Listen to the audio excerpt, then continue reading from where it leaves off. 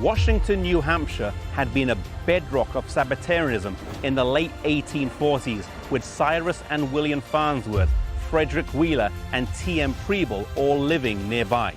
By the 1860s though, spiritual decline had set in. D.M. Kenrajt and J.N. Endruz had worked in the area with limited success, and by 1867 the church had closed. Frederik Viler had now moved to New York State. There was a spirit of judgmentalism, bitterness, and a general backsliding that had set in amongst the members.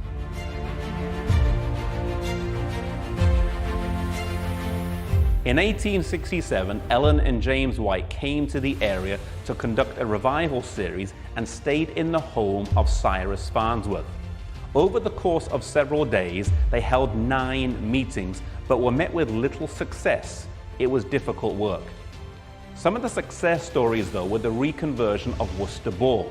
He had become a bitter antagonist of Ellen Vajt and was a prickly character prone to critical comments. But as Ellen faithfully and tenderly appealed to him, he returned to the fold.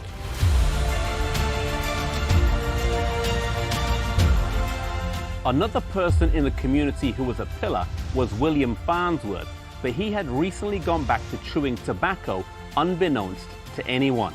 His friends and family had no idea about this recent change, but his son Eugene did know.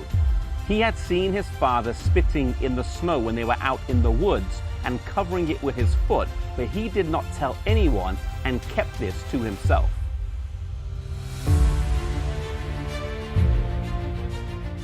Eugene was a teenager, and a visit about a year or so earlier by J.N. Endruz had encouraged him to question his purpose in life.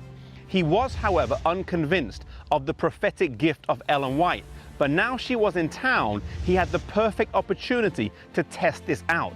If Ellen Vajt was truly a prophet, then she would know about his father's tobacco habit, which no one else except himself knew about.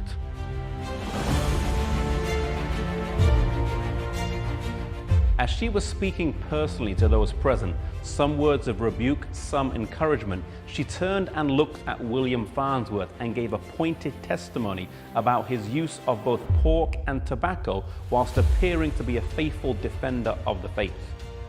She said he was a great hindrance to the work in New Hampshire, and he publicly repented of his sin and turned his life around.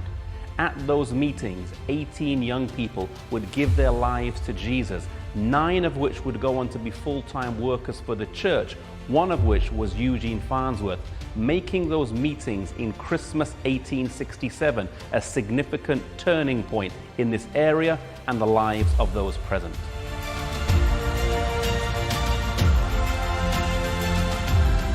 This story also illustrates the powerful impact of the prophetic gift, and while it was often used for broad and far-reaching messages, it was also personal in nature, speaking to people's individual needs and issues. Vilijem Farnsvort, with his secret and private sin, was a stumbling block to the progress of the work in the town and a hindrance to at least one of the young men dedicating his life fully to God. Maybe you are struggling with a secret or a private sin that no one else knows about. Surrender it to God.